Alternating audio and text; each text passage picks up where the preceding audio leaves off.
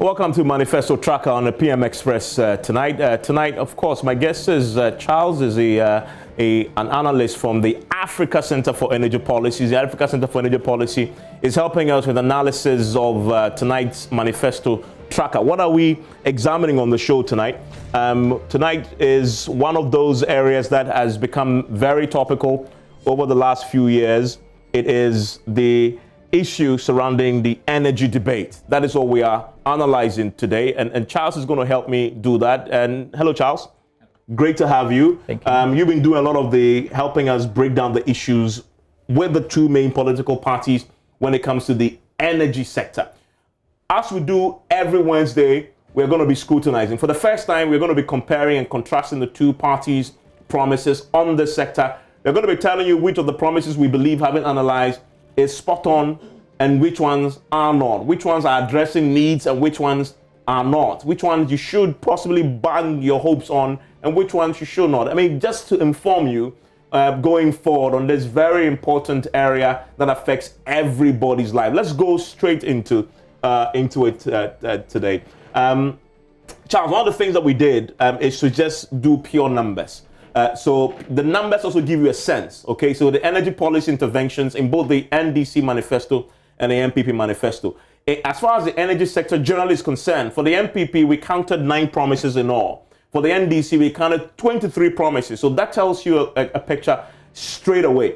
The NDC always has more volumes in its manifesto in terms of number of interventions they promised to the NPP, and it's no different when you come to the energy sector. Quickly, I want to go to the next number that we also crunched. This has to do with similarities between the NDC and the MPP manifestos when it comes to the energy sector. One of these areas that I really like to do because it tells you where the parties are aligned, where they converge in their thinking and ideas, and where they digress. Charles, let's go through this. One of the first ones that we see, whilst MPP says they will enforce local content policies for the upstream and downstream subsectors, the NDC says they will review the implementation of the local content measures in the upstream oil and gas sectors. Both of them talking about local content. NPP is saying they will enforce. NDC says they will review, but theirs is only upstream. Yeah.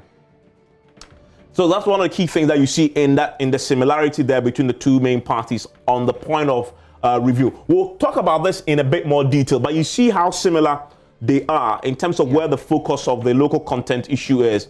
My question really is enforcing local content. The MPP believes that the local content provisions are there, but not being enforced. You agree with them? It based on your analysis from ASEP. Is it that we have it, but enforcement is an issue? Yeah, I think local content provisions are already in existence, and they've been there since 2013. And just that there are certain challenges that comes with the local partners, especially with the 5% equity partnership along the upstream, and then also with the 10% even for services. Some of the challenges that really come for, we did a research that focuses on the challenges these companies face, the local companies, and mostly they were geared towards accessing finance, and financing was a very serious problem for them. So the issue of high cost of capital, and then the lack of financing, and even the markets, the ability to access the needed market for the things that they do was a problem. So the issue has got to do with financing. So enforcing it means that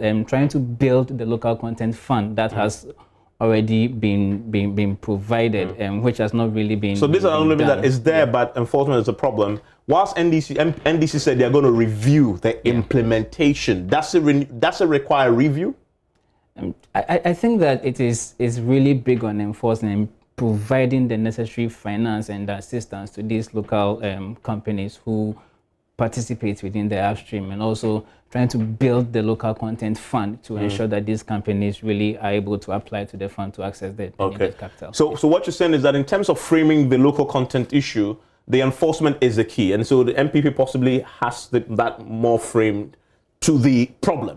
Yeah. To the problem. Yeah. Maybe NDC have seen some loopholes in the regulation, but they'll have to explain to review. So there's a need for them to really come clear on this situation. One of the key questions we always ask on Manifesto Tracker is what problem is this particular intervention seeking to solve? And that's the key thing that Charles is alluding to here. The problem is local content is there, but enforcement is an issue. NDC has crafted it to say we'll enforce it. NDC says, MPP says we'll enforce. NDC said they'll review. But this is where I want to focus a bit more on. This part, they are very similar. The second bit here, MPP says completing ongoing rural electrification projects to ensure transformation of our rural economies. The NDC says they will work to achieve universal access by 2025 by accelerating the rate of connectivity to the national grid. Same, I guess, interventions proposed. Yeah. NDC's is more specific. Sure. They even have a timeline, which is 2025 to you. But there's something I want to do here about track records when it comes to rural electrification. I want to go to a slide, a World Bank slide, to illustrate this for you. This is the World Bank data that you see on the screen here. And there is a graph, the line that tells you, tracks the progress we've made over the years when it comes to, this is rural electrification, right? The percentage per population. This is very key. Now, I want to go to 2012. 2012, when John Mahama first came to power. This is urban. This is urban. This is access to electricity, right? And this is the one. This particular slide has to do the rural question. When John Mahama came to power in 2012, that is when he first won. Access was 51%, right? By the time that he left office in 2016, according to the World Bank, he has increased the access from what it used to be, what he met in 2012, 51% to 66%. What is the margin there? I'm sure you're good at maths than I am. Yeah, this is about 15 percentage point increase. That is really good, right? Yeah. Now compare that to what this government has done in 2 years, by the way, because the World Bank data ends in 2018. If you take the 2017, so MPP came to meet in 2016, 66%, right? But in 2017, something happened. It saw a drop. And we looked at it to explain, because if this is per population, it could actually drop if your population expands, but then coverage doesn't match. Yeah. You could see the percentage coverage dropping, correct? Yeah, surely, yeah. So NDC takes over. In 1 year, they drop. So what it means is that the NPP didn't invest too much in rural coverage for electricity. Yeah. Okay. Maybe the rate of investment was low as compared. Their approach towards rural electrification was low. So it didn't really meet the increase in population. So within a rural area, when population would increase and the state of investment is the same or this is slow, then the index within the calculation, the percentage there would drop, because over here the denominator has increased. Yeah. So you would have a drop in the percentage. So that is one of the key things to note. For example, if we look at the 2018, that's the last set of data the World Bank gives us. Currently, coverage for rural electrification is at 67%. And so just 1%. Yeah. Just about 1% increase in 2 years from what John Mahama left Nana Akufo-Addo. And so that track record isn't good. I mean, but again, I wanted to compare 2 years, right? Let's compare 2012 to 2014. Okay, so the same 2 year period. In 2012, John Mahama was 51% coverage. And then in 2014, it was 63. Yeah, that's 12 percentage points. That's 12 percentage points. Yeah, that's... In 2 years for Nana-Addo, he's just done 1%, according to the World Bank. This is not our figure, right? This is the World Bank say. And so we don't have the 2019 one, but if you compare 2 years at the same time, track record on rural electrification, and NDC has the upper hand. Let's go back to the slide that we're showing you about the similarities. So the point we are making to you here is that in believing the two parties, it's important to look at their track records. So when both of them tell you would do rural electrification for you, NDC's track record on that, as you've shown the World Bank figures, is better than the NPP. That's that to tell you, I mean, where you can bang your hopes and where not, possibly. Let's quickly move on to the other similarity. This ensuring ECG and NEDCO implement incentive-based loss reduction targets for district managers. So NDC says deploy smart technology to reduce power losses. Both of them agree that we need to reduce losses. Yeah. How to do it is where they differ. Yeah. Whilst NDC says they'll introduce incentive-based to reach the target, NDC says they will use smart technology. But there's something very important here that both parties must answer to, right? Yes. The issue is that right from 2014, when the IFC submitted their technical report on the power distribution sector, and one thing that was really big was the fact that both distribution companies, especially ECG, needs to be retooled, and this required significant investment. And that is why, after exploring certain options they opted for the private sector participation. But you could see that both parties are silent on private sector participation, especially after the PDS deal was terminated. If you remember, this PSP situation started with the NDC and really ended with the MPP, only to see it being terminated. MPP also promised, even after the termination, that they would continue to hold on to the private sector participation. But you see that it is missing. They are both adopting different strategies, which doesn't really seem to really solve the real problem with the distribution sector. Because the real problem is what? Investment. It's investment, and it requires a lot of financing. If you set loss reduction targets for district managers, is it in collecting revenues, or is it in tracking the meters, or whatsoever it is? It is quite vague here. More clarity is also really needed over here. And in deploying smart technology, what kind of technology are you going to look at? And why are both parties silent on private sector participation? Is it because... Which you spent a lot of money to do. Both NDC did, MPP continues with, and then sort of actualize with PDS. We all know what happened with PDS. Yeah, so you could see that both parties are playing it safe here. Perhaps they don't want to incur the wrath of our distribution company staff because so they are dodging. So the point for me here is that the real what is the need? What need are they addressing? They want to address losses with ECG and NEDCO, and as ASAP has said, the problem there is financing, right? To address that problem, none of them is proposing to address the fundamental problem. They are window dressing it with incentive-based loss reduction scheme, and NDC says deploy smart technology. Both doesn't address the fundamental problem. And so in crafting this, we say both parties missed the point exactly here in terms of this particular approach. And they dodge the concession thing that has become such a big thing completely. NDC is silent on the matter. MPP is silent too on the matter completely. And then the final one, review and restructure our energy mix to generate cheaper sources. NDC also says steadily expand hydrothermal renewable power generation to match growth in demand. And so both of them seem to understand that renewable energy is important. We'll come to the specifics analyzed shortly. Let's go into a bit more of the analysis of the thing. And this graph here is important for me, very briefly.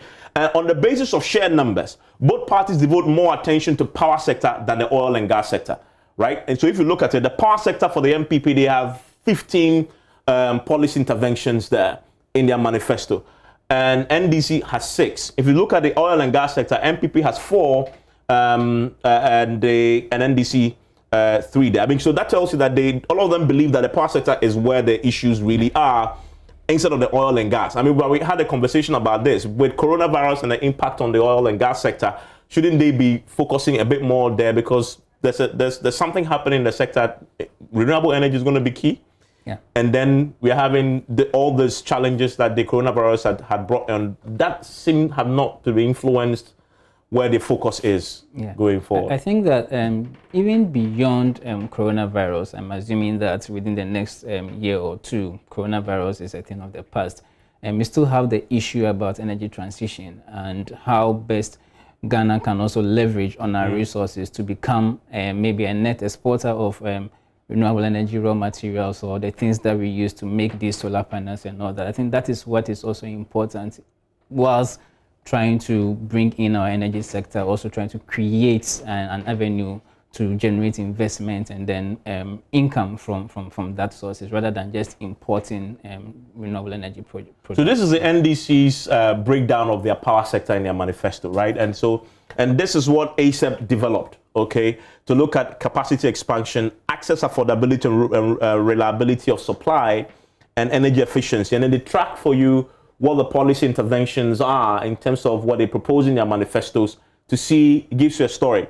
Now, but there's a story emerging here, Charles. Yeah. What is it, the story here for the NDC in terms of their manifestos 2016 to 2020? Yeah, so when we compare NDC's 2016 to NDC's 2020 in terms of the power sector, you can see that in 2016, most of their promises were tailored towards capacity expansion and because of the situation at the time. And doomsaw. Yes. You have to use the word so people don't understand. This is the time where doomsaw was about, ending and those, So this influenced what they did. And so in the power sector in 2016, they put a lot of their interventions on increasing capacity. Yes, there are a lot of interventions. Generation capacity. And it was clear that they plan to increase generation capacity in excess of 5,000 megawatts. And they wanted to do so by about 12 projects, 7 of which are thermal and 5 renewable energy projects. So you could see that even in 2016, NDC was quite big on energy transition. And very silent on... But they were silent on the other access, issues. Affordability, reliable supply, financial aspects of all of that. They were silent on that and really expanding. But what is also remarkable is that even within at 2016, at the time, if you look at the Energy Commission's reports, you could see that we had about 3,300 megawatts of installed capacity at the time. And then the peak load at the time was just about 2,048. So we had about 1,300 unutilized capacity. So it's quite intriguing to see how they wanted to also expand generation in excess of 5,000 when we still had issues with fuel and ECG distribution issues, and all that they were focused on was just expanding the capacity. But then you come to 2020, and now they are a bit more thorough and detailed in terms of addressing all the other areas. Yes. It tells you that a lot has changed. Doomsaw is gone, right? And there's a fight about who should claim. Yes, that is another conversation that needs to be had. So NDC, you see that now they steadily expand generation to match growth. We'll analyze this shortly. We'll tell you why there's an issue there. And then also achieve universal access, which we've talked about. So they're addressing access and affordability, efficiency, sustainable production of electricity. And then you come to financial stability, local content, regulation. They have interventions to cover. And you can see that here is empty. For 2016. Empty. So in 2016, they didn't focus anything here, but in 2020, they sort of covering the entire spread of issues there. If you look at the NDC power sector in 2020, now let's do some critical analysis of the promises. Let's take capacity. NDC is promising to steadily expand power generation to match growth in demand. RE here is renewable projects, right? You have done some analysis of this, and you asked the question, how does this address the current challenges of overcapacity? There's something very interesting here that raises questions about this promise. Yeah, if you look at Ghana's installed capacity as it stands now, we are almost over 4,500 megawatts of installed capacity. Excess capacity, and that is the issue that all the energy debates we have more power than we need.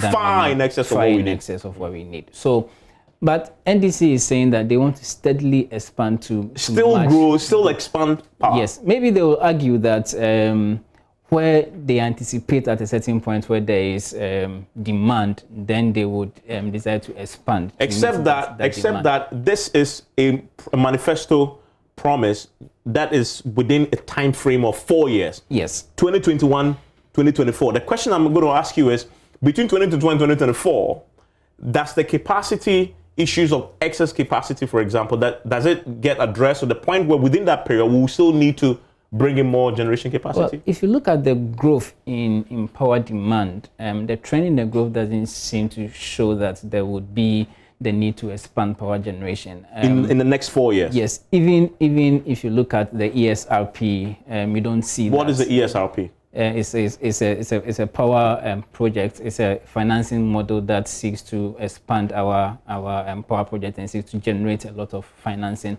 for the power sector. But once you look at what they projected, it is not really.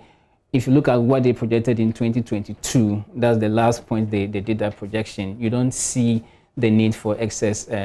For us to expand our power generation. So this is a document covering 4 years. The point ASAP is making is that in the next 4 years, we'll soon have no need to expand capacity. Unless NDC is really big on industrialization and they plan to really do a certain to create a market for the excess that you might create that we have for power. I mean, or that's not unless, but the way it stands right now and the way we've seen their document, we don't see that in it yet. They have to convince us that there's a real need to still expand capacity in the next 4 years when we already have excess capacity. Exactly. Because the question you always have, what is the promise addressing? What need? We don't have a need.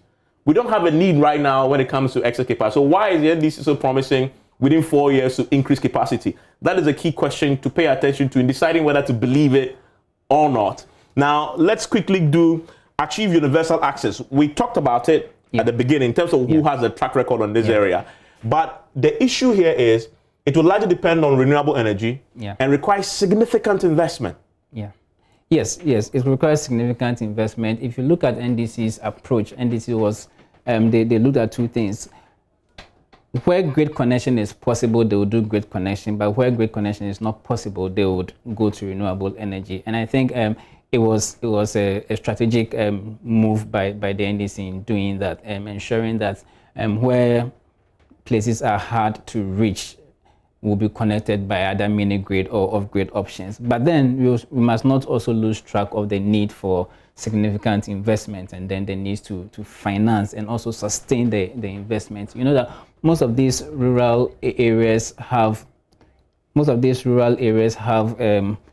the distance and they are far apart and will require a lot of investment. So if you look at NETCO, for instance, that's the Northern Energy Distribution Company, you see that some of the main challenges they face in generating income and in also sustaining their investment is because they have to spend so much to cover a wide area over a certain limited number of customers. Because you're extending electric cables, etc., which costs a lot of money. So if you look at the amount of investment versus the amount of income I'm getting, then the question really would this really attract the needed investors, especially if you want to attract private investors? Except you want to use renewable energy, asking solar. Yes. And it's clear that for the NDC, they've thought about this. Yes, they've thought and say that they are going to blend this. We're going to extend by 2015, but we're not just going to do by the traditional, do the lines. Yeah.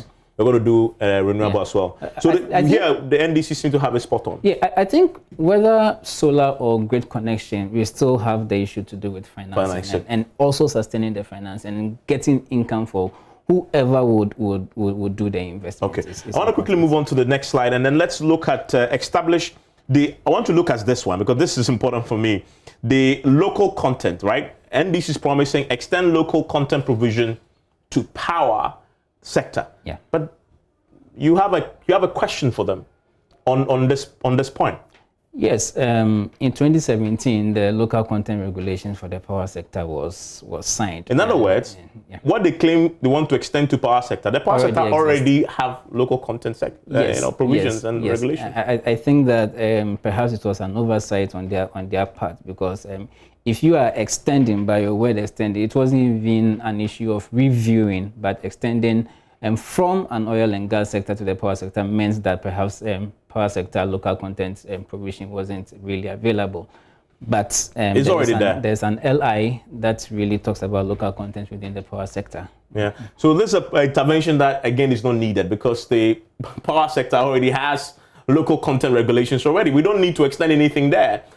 So again, that's the point that we picked up here. I want to quickly move to the MPP ones so that we can wrap up with that and bring my guests into the conversation. This is MPP Power Sector Manifesto 2016 and 2020. If you look at 2016, they seem to have a lot. Yes. They were in opposition. Yeah, MPP really covered a lot of ground in 2016. In 2016. They looked at the situation from generation access, energy efficiency, and all that they needed to discuss. But if you look at it and compare what they have in 2016 against what they have in 2020, they are very small. Yes, and one thing that is also catchy is that this one, they were very specific in their promises, but there are a lot of vague yes situations. Let me tell you what's happening, and this is something we've learned analyzing manifestos. When you are in government and you're seeking re-election, you've seen how tough it is to implement policy. So when you are couching promises and interventions, you are very minded by your reality that you've met, and so you are probably don't want to be as detailed as this. So ASAP can come and hold them, but you said this. But if they say rural education, what is rural education? It's very... Yeah. And doing things like this is quite difficult to track because you don't know what are the metrics, what are the KPIs that you need to follow in order to check these things. You want them to make it easy for you to hold their feet to the fire, but they've learned the lessons. Let's go to the analysis of some of the key, the promise areas for the MPP, and then we'll wrap up with that.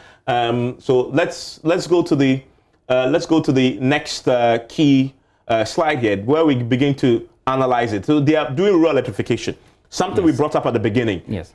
You say this is vague.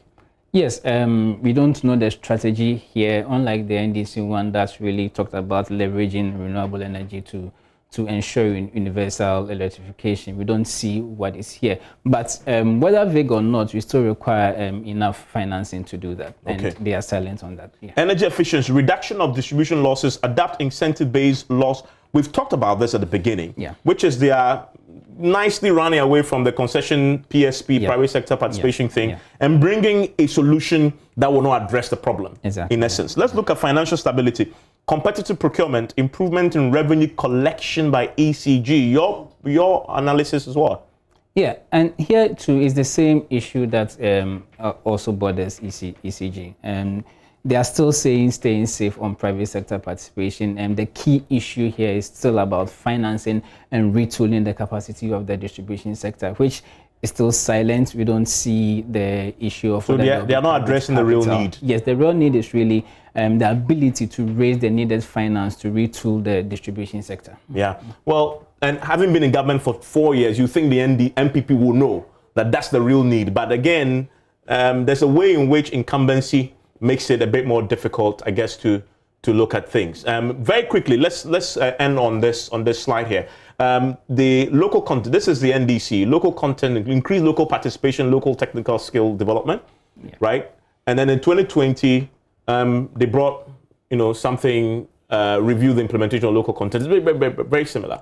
Yeah, quite similar. And they are talking more of education here, but also they're trying to review. Maybe they've seen some holes or loopholes in the local content. And as we explained earlier on, it's really about enforcing and helping the local companies to really ensure that they participate massively in the sector.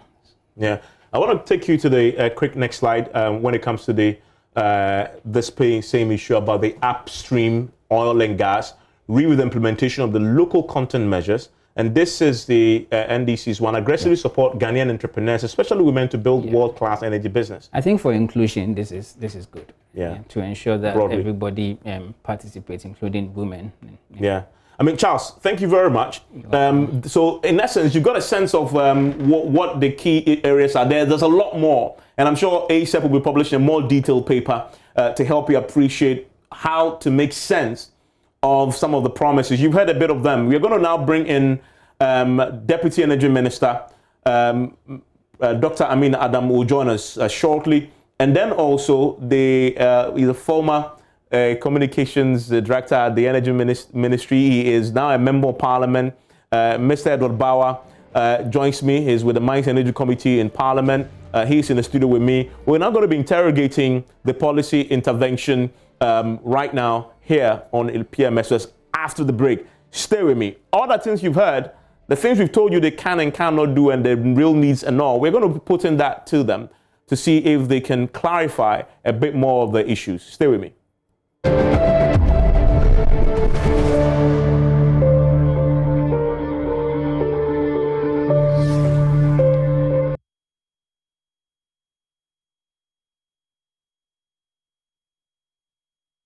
My guest in the studio is the MP for Bongo. He is Edward Bawa. He is a member of the Mines and Energy Committee for the minority side. He's a former Communications Director of the Energy Ministry. Also joining me is the Deputy Energy Minister on the phone, Dr. Amin Adam. I'll start with him. He's in his constituency. Doc, how is the campaign going where you are? Well, so far, so good. Okay, great. I mean, that's a good friend of mine as well. Both of them are when it comes to energy. So let me start with you, Dr. Amin Adam. We've been analyzing the NDC and MPP manifestos. There's something in the NDC manifesto that has become a big issue in your government. The NDC is still promising in their 2020 manifesto to still increase capacity. The analysis by ASEP says that that is a promise that is pretty empty because it doesn't address the need, because we already have excess capacity. And if you put it within the context of a 4-year period, that will not in the 4 years be in a position where we'll need additional capacity. But the NDC is still promising in their manifesto to still increase capacity. I know that this government has been very heavy on dealing with excess capacity, which has become a very controversial matter. I wonder what your take is on this promise in the NDC manifesto. Yeah, thank you, Evans. And that is why I am so surprised. The NDC, our friends, are making a new promise on expanding capacity. The major challenge, one of the major challenges in the energy sector now is the issue of excess capacity, as you rightly said. And so I was expecting that they will tell Ghanaians how they intend addressing the excess capacity. The problem which was created by them, actually, because they signed several power purchase agreements. At the last count, 42 power purchase agreements that require different companies to put up power plants to generate power. And these were done without recourse to competitive bidding processes. And to the extent that a significant amount of the PPAs have been executed, and yet our country doesn't need that amount of power. And I'll tell you, for example, capacity that is available today, total installed capacity that is available is about 5,000 megawatts. And of this, peak demand, that is the highest demand in the country, is around 2,400 megawatts. And so you have almost, 2,000 megawatts of generation capacity that is not needed. Even if you take away what we call reserve margin, the reserve margin by international standards should be between 20 to 25% of your total installed capacity. You are still going to be saddled with almost 1,000 to 1,500 megawatts of power that is not needed. But the interesting thing about this, which worries me more, is that it is not just power that is not needed, but also power that we have to pay for, even though we are not in need of that power. To date, what we call excess capacity charges that Ghana has to pay is almost $500 million United States dollars annually. And this is just because of the excess capacity charges for plants that we are not using. The reason we have to pay these excess capacity charges is because all the contracts were take-or-pay contracts. And take-or-pay contracts means that once they declare availability, you have to pay for it, whether you use it or not. And so $500 million US dollars annually is no small money. And therefore, the NDC should have been helping us address the financial burden they have put on Ghana as a result of the excess capacity. And yet they are coming to promise Ghanaians again that they will expand generation capacity. So that is clearly a problem. Yeah. And we have been trying to resolve the excess capacity issue, because if we were to add the charges for the excess capacity to tariffs, then tariffs would have increased by more than 300%. And so because they were not factored in the tariffs, the government of Ghana has to find a way to pay for them. We have been paying for some of them, but certainly $500 million United States dollars is so much for the economy to accommodate. And therefore, they will go to add up to our debt profile. I've heard some of them complaining that debts have increased. But why would debts not increase? If you have signed on power projects that we don't need, and yet we have to pay for them. Are you blaming the NDC for? Are you blaming the NDC for your debt? I'm not blaming. I'm saying that the excess capacity charges were not factored into the tariffs. If they were factored into the tariffs, then tariffs in Ghana will be above the roof. Okay, already tariffs under the NDC were the highest. Ghana's tariffs were the highest under the NDC in the sub-region. And then they signed all these contracts quite aware that they will come to increase our tariffs. And therefore, the fact that they were not factored into the tariffs means that we have to find money to pay for power we are not using. And they will only go to increase the debt profile because the budget cannot accommodate $500 million US dollars to pay for power that is not needed. Let me ask you before I bring in Bauer. The government announced several times that with the excess capacity, you are dealing with abrogating some of the contract, reviewing others. What is the update on that? Where are we with that approach? Have we finalized? Are we done with all these contracts? And where are we with that? I mean, Cabinet approved a rationalization plan for most of the power plants. But these were power plants that were not executed. Those that were yet to build, those were the power plants we had to rationalize. We had to defer some of them till 2025, defer others to 2030. But there are others that were already online, and those you could not have done anything about them. Amandi, Sun Power, AXA, all of them had to be built, and they have all added to the excess capacity that we have, resulting in Ghana paying excess capacity charges for power that we are not using. Mr. Bauer, so the NDC is promising to increase generation to meet demand, but analysis says in the next 4 years, that's a time frame for your manifesto, we will not have the need for all that we've already had, capacity we already have. So why are you promising to increase capacity when we already have far more than we need, even for the next 4 years?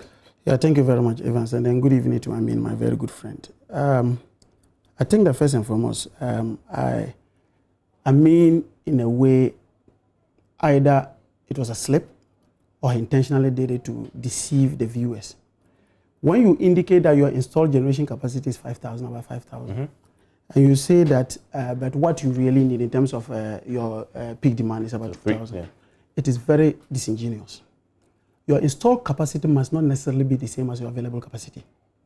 And I've always indicated, and it has always been the song that the NPP sings. If you go to the if you go to the Energy Commission's own website and other things, you realize that the available capacity, even though we have installed, because you can have your car that goes about 200 kilometers per hour, but actually when you are driving, you may not really hit that particular figure. And so if you look at the available, it's roughly around 3,000 thereabout. So if you already start by trying to give us figures that look so wide, that you are talking about available capacity, peak demand, that is almost about 50% of the installed capacity, and you use that to make your analysis, already you start from a wrong place. That's the first point. My second point I need to indicate very clearly is the fact that if Amin indicates that we've been paying for excess capacity, and on the basis of that, that is how the debt is being accumulated. And why would there be a reason to want to increase generation capacity as captured in our manifesto? You need to go back and read what exactly we captured. We had indicated that the next NDC government will steadily expand mini hydro, thermal, and renewable power generation to match growth in demand, especially for heavy industries such as aluminium, iron, and steel smelting and for export. Now, you realize that as we speak today, Valco has a capacity to run about five ports. But currently, we're just doing 2. We have each of the lines can take about 75 megawatts. We are not utilizing that. A fully functioning Valco will have a very telling effect in the downstream sector in terms of a fully functioning Valco will consume how many megawatts? So it's roughly you just take about 75 megawatts times 5. Yeah, I mean, so we can do the math. Yeah, so if you just so no, I'm just trying to give you a point. Yeah. So the point I'm just trying to make is that if you have an excess capacity, if you have an available capacity about 3,000, your current demand, peak demand, is around 2,000 thereabout, about 2,200. So you have a difference. You have a difference of about, say, let's take about 1,000 plus. Meanwhile, you have about 75 times 3. That's roughly almost about 300 megawatts. That is seated that we could have used. We are not doing it. I'm just talking of existing industries. The moment you trigger in that, and you have enough raw material to come to supply the downstream, there's always a need for power. That's the first aspect. We had also indicated that if you look at in terms of our current export capacity, actually, if you look at our Western, our neighbors, Burkina Faso, but for the fact that the finances of Gridco was so bad that the AFD decided to suspend the funding. You know, we have this transmission line, the 330 kV. They're supposed to export power to Burkina Faso and its environs. We could have been exporting no less than 200 megawatts. And indeed, if you look at the sub-region, because of the fact that because of this West African power pool, we have the capacity to do that. And so if you look at what we have indicated, we didn't just say that when we come back, we're just coming to just increase generation capacity. Yeah, but you have... It's a steadily, and because of the fact that 4 years. If you go back into our manifesto, we make provisions for the, the steel industry. If you go back to our manifesto, the 2020 manifesto, so when you are creating... when you have a contemplation of trying to deal with certain industries. You're saying that we already have a steel industry, right? I mean, but it's not in the scale of... Yes, we don't have that scale. Are you saying that you're going to come and create a bigger steel industry to consume the power? But even that, we already have an excess. So even if you did that, the point you'll still be consuming the excess. Point I'm just trying to make is that, the point I'm trying to make is that, look, as we speak today, we really do have a situation where, for example, you just showed us. Yeah. You showed us a map. That suggested the World Bank map. The World Bank map. That suggested that per our population increase and what we have now, access is roughly around 66%. Yeah. That's what you have shown us. Yeah. If you have a situation where you want by 2025, you should increase access from 66% to 100%. That's a universal, access. Yeah. That demands power. That demands power. That is one thing that demands it. So that's why we use the wastedly. You don't just come, for example, in 2008, when we came, it was a drastic measure because we had challenges of the fact that because we had a very limited number of capacity, in terms of capacity, the 1810 capacity that we had a challenge of just shortage of generation. And analysis acknowledged that, and that is why in 2016 your manifesto focused heavily on that. But the point about 2021 going to 2024 is that need isn't there.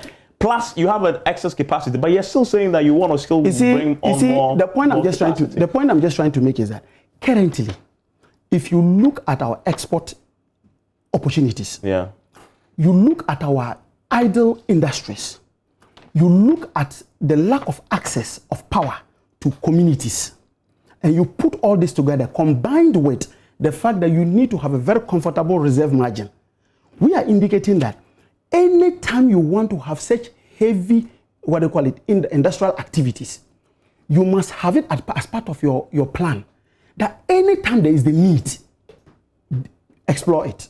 And that's why we are looking at the fact. We said that, look, steadily. We didn't just say that. What are you going to do with the excess capacity? He just said, the deputy minister said that we are paying $500 million. Which is not true. Again. How do you know that? What is the basis for challenging that figure? You see, let me make a point. He's always indicated, they've always indicated, you're a gentleman use an acronym, and you ask him what it was, that ESRP, the Energy Sector Recovery Plan. If you look at the Energy Sector Recovery Plan, the total indebtedness is not because of excess. It is not because of excess power. Yeah, but they have $500 million. How do you account for the $500 million? The document doesn't show Which that. Document? The same document that they authored and published in 2019, January. I'm saying it doesn't show that it's $500 million on excess capacity. Yes, on excess capacity. So what does it show? If you look at the total indebtedness, they put, for example, if you just look at just MMDA's refusal to pay to ECG and CECG and for that matter NETCO, that one alone, in terms of annual bill, was about $180 million per annum. If you look at, in terms of just energy, what do you call it, losses, the one that wanted to address using private sector intervention in the downstream, if you look at that one alone, it gives you roughly, it's about, because if you look at the loss, it's roughly about 25%. That alone, if you translate it, it translates almost to about 500 million. But he's disaggregated just the loss you have, just the money you're spending on the excess capacity. But what you're talking about is not excess capacity. No. You see, if you look at that document has a compilation, it's an accumulation of all the debt. But aren't you assuming that is the document he's referring to? Because that is the working document currently for the energy sector. Let's clarify, because he's on. And once I refer to the document, let's clarify he's on. I mean, Dr. Amin Adam, this $500 million you referred to that we're spending annually on excess capacity. What's the source of this document? From the same document he's talking about, the energy sector recovery program. It's the same document. He's saying that document doesn't back the claim. It's the same document, and the Minister for Finance has repeated this in the budget. But let me respond to some of the issues he has raised. First of all, he talked about installed capacity versus available capacity. And I think that he's trying to confuse the two things. When we talk of available capacity is where a plant is functional, it's in good health, and then you have fuel to fire that plant, and then you need the power from that plant. That's available capacity. It means that the plant is available. And so installed capacity will not necessarily be different from available capacity to the extent that all your installed capacity are in good shape. When you have the fuel, you can be able to fire them. When you need it, you can use it. But the reality is that we need just 2,400 megawatts at peak. So even if they are available, you don't need them. And so there should not be any need to confuse installed capacity versus available capacity. The reality is that we have capacity in excess of what we need.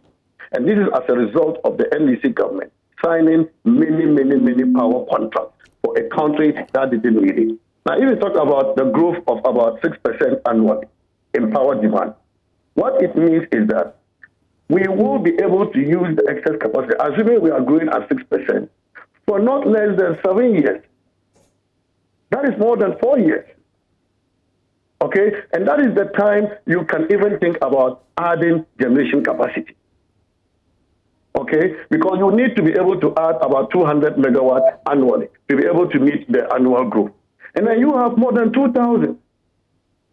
You will need this more than 7 years before you will add additional capacity. And so I'm surprised they are promising to expand capacity. The second issue he talked about is Valco.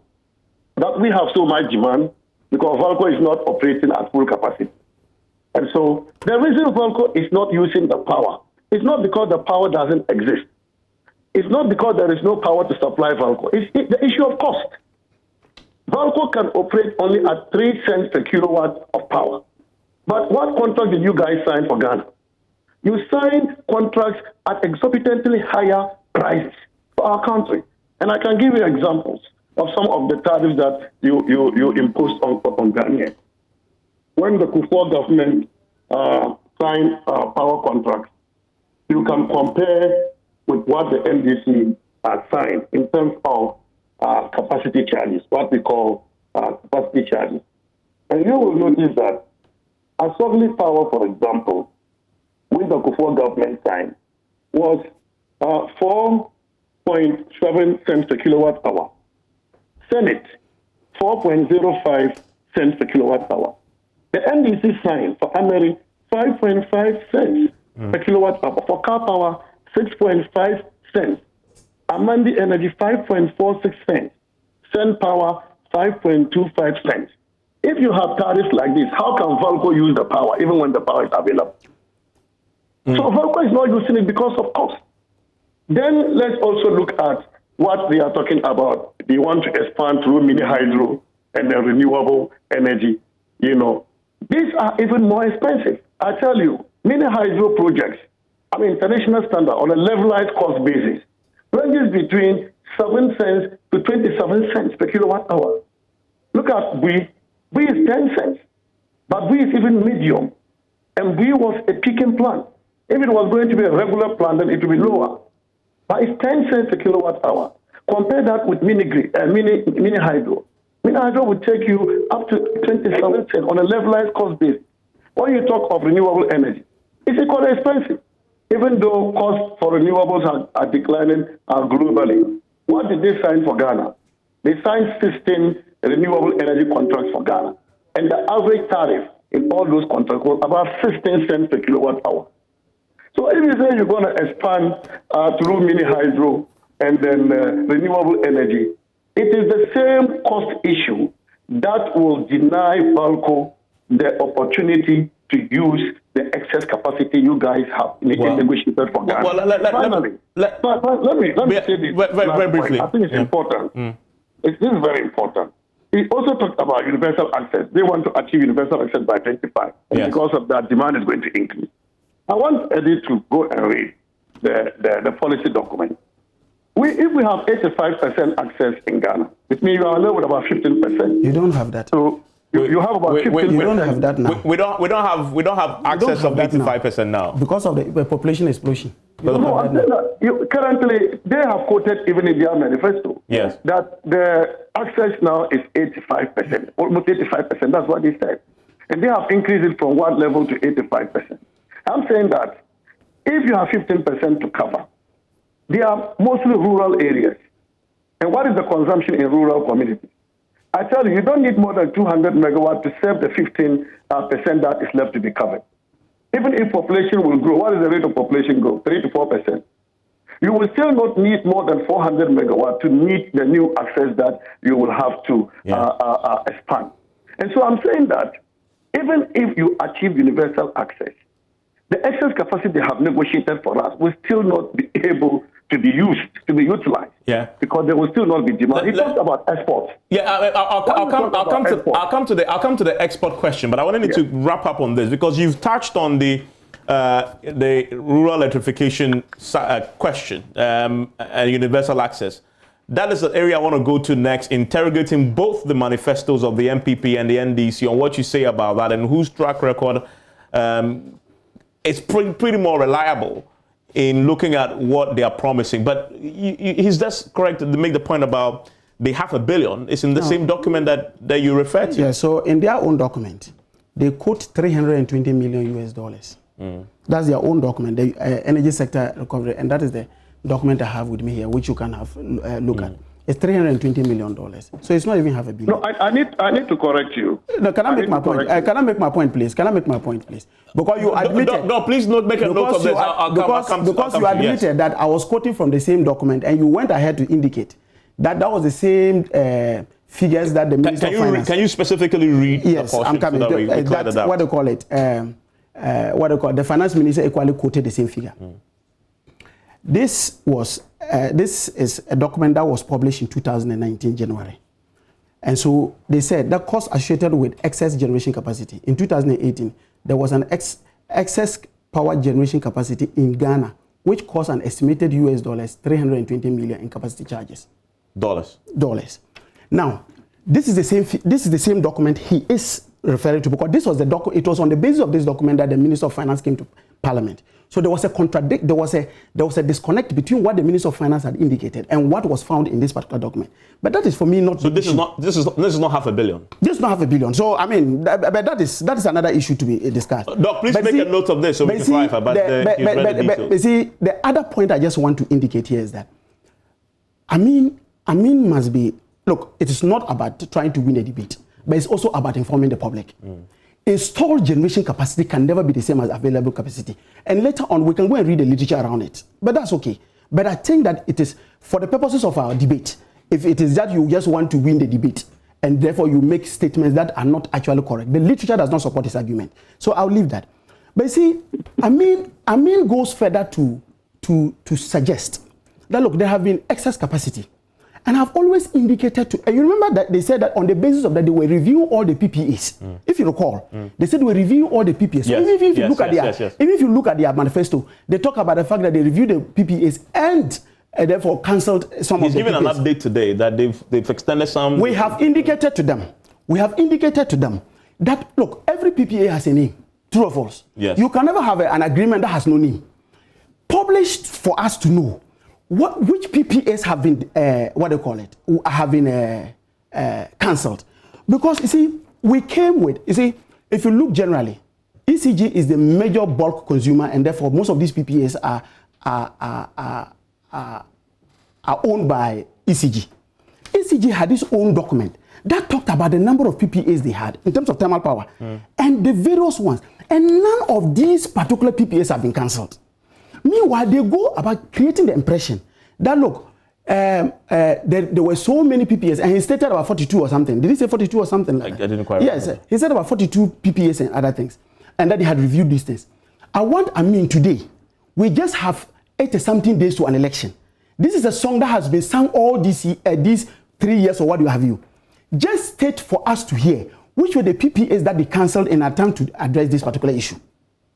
That is one thing I wanted to know. You want him to address? Yes, they should today. He has an opportunity to tell the whole country, because we have insisted on this issue about these PPAs and the fact that we signed so many PPAs, about 42. I say this because under Kwabena Donko, you know, when you are in crisis, all we are looking for is that, look, how do I make sure that I am able to provide the commodity or the service that the people need? So in that particular desperate moment, there were a lot of, companies that came on board, promising to be able to give us power as we needed them. So on the basis of that, you had situations, you know, normally when you're in crisis and you are negotiating, you don't negotiate from the position of strength. Because one, you have a situation where industries are collapsing because of lack of power. And then people are then, at that time, what they do is that you realize that it seems your hands are tied behind you and you are negotiating for even the cost of power with these individuals. So today, on hindsight, you can have the luxury of saying that if you look at the cost per unit that was charged, it was higher. But you must put this within this, the context of the period in which we found ourselves. And it was because over a period of time, we had as a country refused to invest. And that's why there was this aggressive thing. Gradually, and most of all these contracts, Amin should tell me today, any IPP that came into this country before the crisis, that was done on take or pay basis. Asogile was signed. Asogile was signed on when he was a deputy minister in that government, was signed with a take or pay basis. All power generation plans that we had before the crisis hit us were all take or pay basis if they were the IPPs that were there. So when they tell us today, and you remember that they had indicated to us that they were calling all the power sector players to come on board for them to see how they were going to ensure that they change the thing from take or pay to take and pay. Yeah. My brother, what has been the all these things are just, I don't know how to put them, like, look, they are just sounds that are very interesting to the ear. But the truth of the matter is that, look, they have not done anything in terms of resolving the issues of the generation, the power sector, because the whole strategy was that, look, one, let's first have our generation, let's have our finances well, let's have the management be working very well. In all these three factors that they have done, all they have done is to compound the problem of the power sector. But we don't, I mean, from a consumer point of view, we don't have blackouts. You see, isn't that a testament to the efficient management of the power sector? You see, today, and I would have loved that an independent body was seated here. If you look at the level of crisis that the power sector is experiencing today. Really? So how am I not seeing that in my home? So you are not, with the lights going on? You see, that is why anytime any of the producers, any of the generators threatens to pull a plug and stops generating, they run into trouble. I have sat here with you many times where we have come where there are power challenges, not because the generating plants are faulty, but just because the power sector, they cannot buy fuel for it. Yeah, I mean, you've asked two questions of him that I quickly want to clear before we can move on to the other key issues. First of all, you read from the document on the Dr. Amin Adam on the $500 million, and the document he read from, which is you both agree is the authentic document to have this, puts the figure at $320 million and not $500 million. $500 million is 500, or were you approximating? Yeah, so to clarify this further, the 325 is talking about is specific to 2019, because at the time the document was brought out, the projects completed in 2020 were not included. And they are also contributing to the excess capacity. So if you refer to what the finance minister said, the finance minister said that if Amandi, Sun Power are included, then it will take it $559.3 million. That is where the $500 billion is coming from. But if you even go to the figures quoted by the document, in 2017, 2018, we paid about $225 million. This increased to the $325 million is talking about in 2019, which means that for these 2 years alone, you have excess capacity overhang of about 500. How do you verify this? And $50 million US. How do you verify this? So that is what the finance minister talked about. The second issue that he mentioned is that there is no contract that was not take or pay, even though signed by the MPP government. And this is the reason why they should not have signed many contracts. They signed 26 PPAs for conventional power and 16 PPAs for renewable energy. And they're all take or pay. So if you know that a take or pay contract exposes us so much, that is the very reason you should not sign many contracts. In crisis? Because when you are able to develop those projects and they declare availability and you don't use it, you are going to pay for them. That is the reason you must be very careful about signing many contracts.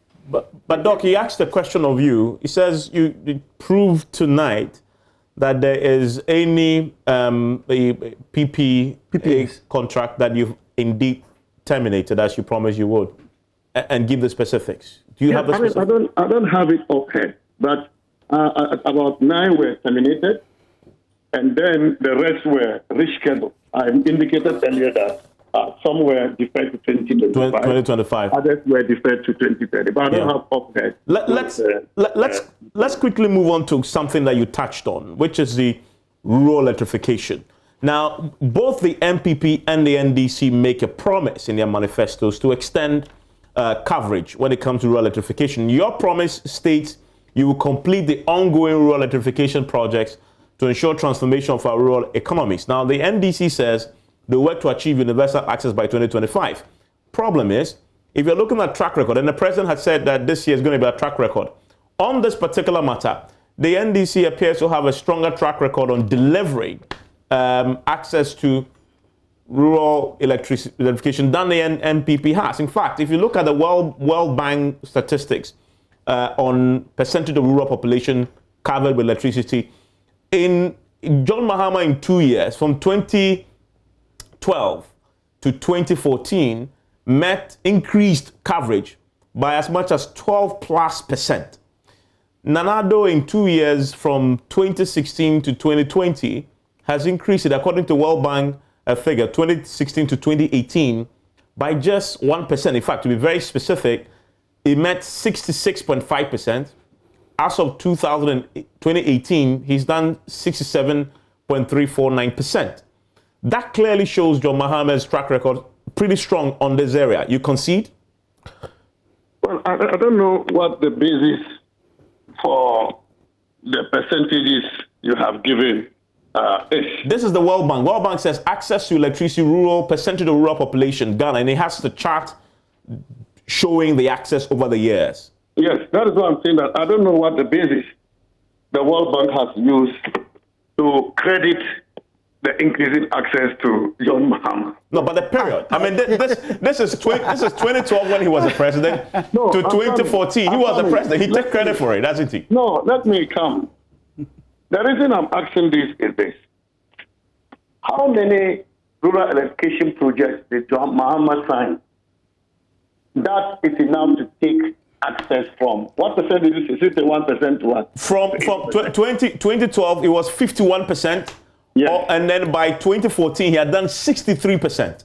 So 2012 to 2014. And so I'm asking, what projects did they sign? Whether President Mills or John Mahama signed, he should mention those projects to me that were enough to have taken access to that level. And I'm saying this because most of the rural education projects were signed by the Kufuor government. And a lot of them were ongoing at the time the Kufuor government left office. And I'll give you some of the facts. For example, a US dollar 90 million Ghana International Water and Electric Corporation project, which was signed by the Kufuor government and was expected to bring electricity to 580 communities. After 8 years. At the time the Kufuor government left office, only 300 communities had gotten access. The remaining 280 continued till 2010. That is one. Chef 4 Phase 2 project, which started under the Kufuor government, was expected to sell electricity to 586 communities. About 180 communities were given access at the time the Kufuor government left office. And that project continued up to even to date. Then, before the Kufuor government left office, Parliament had approved a number of rural education projects. And I'll read some of them for you. 153 million suppliers credit facility from China Water Engineering, which was to sell electricity to 700 communities. US $30 million from ECOWAS Bank for Investment and Development, 106 communities. 10 million euro funding by BNP Paribas, 79 communities. 344 million US dollars from US Exim Bank, 2,000 communities. And these projects continued after the Kufuor government left office. So that is what I'm asking.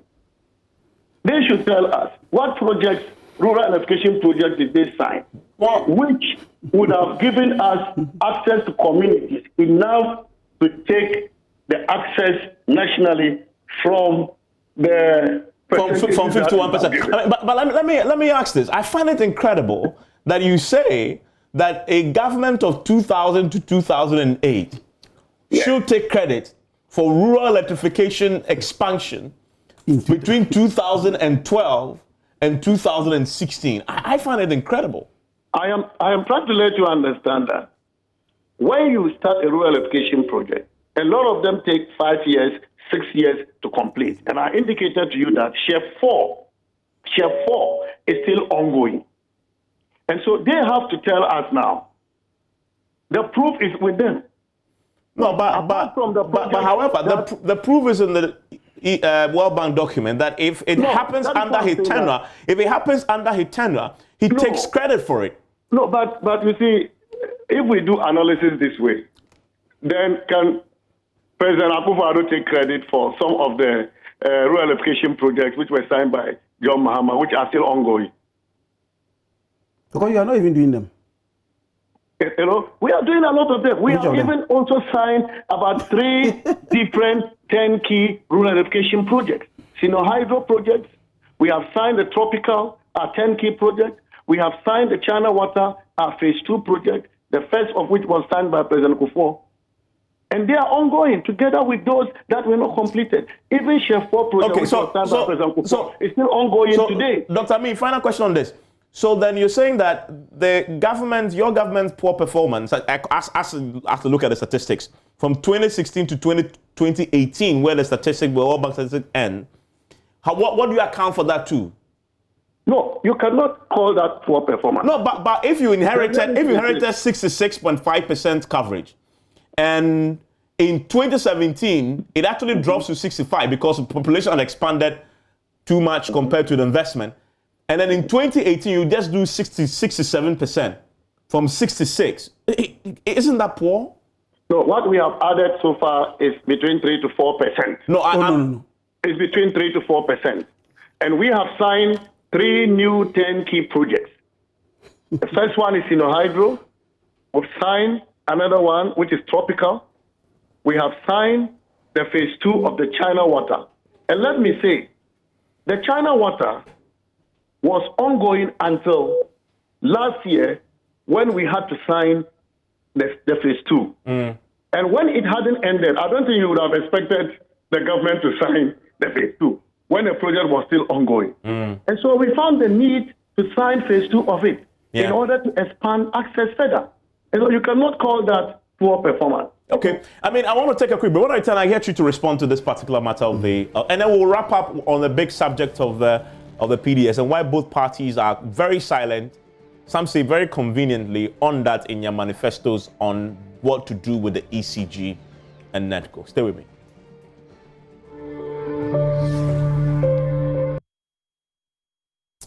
Thank you very much for staying with me. Very interesting conversation on this energy debate between the MPP and the NDC on the back of their manifestos and analysis that we just did there.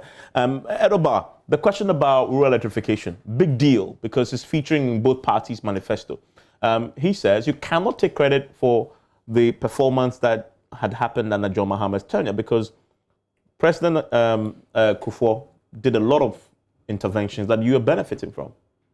Yeah, so I think that you asked the very relevant questions to him. And I think that it was just a way of trying to save the face of his government. But the truth of the matter is this. Look, even if you look at the World Bank figures they have given, the definition is per population. Population. I understand when Amin talks about the 80-something% that he talks about. And in fact, the Minister of Finance himself had indicated that if you look at the time that the government came into power, they said 85%.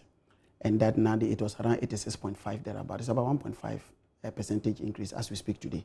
But that is because the definition of access in that particular document and the one the Minister of Finance used and the one Amin is talking about is different. Is that, you see, any time there is, for example, a population of 500 people and you have a point where you can tap power, it is assumed that the whole 500 people have access to power. So that is the definition. That is different from what the World Bank is giving. And so even if we were to use what Amin is talking about, and he says that they have done, and he's using Kufuor and other things. In fact, I could not catch the thing very well. But the truth of the matter is that generally the NPP has never been so interested in rural electrification.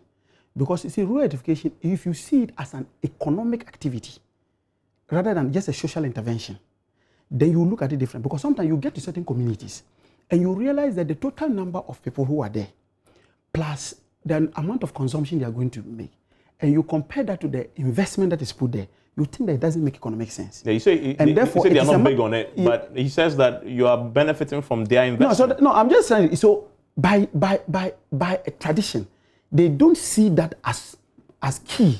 But you accept that you are benefiting? No, I don't. Your performance. You see, and I'm going to give you the records. Okay. Using just the definition, the Ghanaian definition of the fact that the moment there's a point of this, what they call it, where you can tap in power for 500 persons, you see that as access. At the time, the rural electrification, that then became the National Electrification Scheme. It used to be rural electrification, then became National Electrification Scheme. At the time when that was under Gerald, at the time that it was being introduced, the population, in terms of access, it was just 15% in Ghana.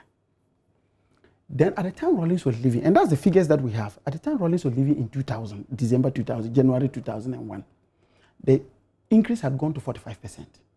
John Kufuor moved it from 45 to 54. And if you take Mills and John Mahama combined, at December, and if you look at their handing over note, December at the time NDC was exiting, it was 85%. Between 2017 and to now, it is now 86.5%. It's just 1.5 percentage increase. Reasons, why has this thing been so? Initially, I had given you a fact that it has never been a priority because they don't see it to be economically viable. They look at it that the returns for that particular investment in itself is nothing to write home about. And that is a philosophy, and that's a particular thing, a policy they have. As compared to the NDC that looks at the fact that, look, it is not about the returns, but it's about the fact that the moment you bring that, it becomes a social intervention. So, for example, you have a situation somebody can go and sell ice water, somebody can do barbering shop. It can be even the basis for increasing in terms of businesses and what have you. And so the immediate impact may not be there. If you look from 2017 since they came, actually, if you look at the number of questions that have been posed by members of parliament, apart from roads, it's electricity. And the reason is that we have had a number of abandoned projects in various communities that contractors have never visited again. You mean in terms of rural extending electricity to villages? And I was just off air, I was telling you, if you take my community alone, there were ongoing 42 different Mbongo that were going on. That I speak to you today, none of them has been completed in the last 3.5 years, almost 4 years now. And it is just, it replicates in almost every community that you go to. So I'm just saying that, look, they must concede. Maybe that is not their priority. And so if that is not their priority, that's so be it. It's a policy decision they are making. But to indicate that the successes within the NDC regimes, and for that matter, the death of John Mahama, is because of an investment that was done about, I don't know how many years ago. Yeah, more than 10. I know Amin very well. You know why I know Amin very well? I went to school with Amin. We used to debate for the same school. I see. So we're debating partner. And I know him that he's such a fine gentleman. So for him to say these things, it's just that he's under pressure. Okay, let's end with this. Two minutes each for you. Let me end on this. On this PDS question, both parties in the manifesto, as we analyzed earlier, make the point about dealing with ECG losses, right? You say, NDC says you fix it with smart technology. MPP says we'll fix it with incentives. Analysis concludes that both these interventions doesn't address the real problem of lack of investment. That is what concession arrangement was supposed to fix. So why are you silent on that major big policy intervention which you started and the MPP completed? Very quick 2 minutes. Yes, first and foremost, NDC is very careful over a few things. There are a lot of things. Yes, we started the whole idea of the private sector participation in the downstream sector of what they call the power distribution system. But a lot of things, a lot of water has passed under the bridge between 2017 and 2019, or is it 2020? One thing we are very clear in our minds is that there must be some investment at the downstream sector, or else it translates into the upstream, and that's why we have all these debt accumulations. And so we know that we must invest in that. But until we come, and that's why we are very moderate in the way we put it. Until we come and ensure that look at what the real picture looks like. Because already we've called for audits and other things on this particular activity that came. And none of it has been given. And that's why the president the former president had indicated that there will be an audit on all these things. On the basis of that, we will then know how to go. So whether it is going to be a private sector intervention in deploying those smart technology, or it's going to be a public investment in that, the fundamental or the denominator in this is that we must deploy technology to be able to reduce losses. Okay, let me bring in quickly Dr. Aminan. Dr. Aminan, today the minority held a press conference in Parliament on this, and they accused the government of scheming to bring back PDS post the elections, and that this was part of a grand plan to continue nepotism, because they accused the government of planning this because a lot of the PDS people are favored by the government. Is this true? And what is the government plan on this? Because the manifesto is very silent on what to do with the concession arrangement. Briefly, in a few seconds. Even before that, let me make an emphatic statement that rural education is a priority of our government. It's a major priority. And you know that we are doing one district, one factory program. And rural education is key to the success of this program. We need to be able to take electricity to the countryside. That then gives us the infrastructure to be able to deploy factories that will support the growth of our economy from all over the country. So it's a major priority of our government. And this is why we have signed on with 3 new rural education projects, Hydro, with China Water Phase 2, and then also with tropical turnkey. And the tropical turnkey is I mean, forgive me, because of time, I would love for you to answer the PDF question before we wrap up, if you may.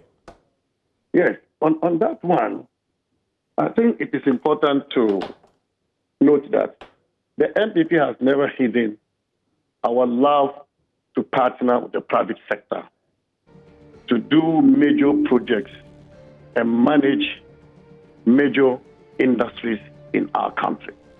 ECG is one of the companies that we are determined to manage well and efficiently. And so we have never hidden, even with the failure of PDS, we have continued to say that we are still committed to private sector partnership. But the government is doing it differently. We are repositioning ECG so that we can even reduce the inefficiencies currently existing in ECG. We can increase the value of ECG through the interventions we are making so that when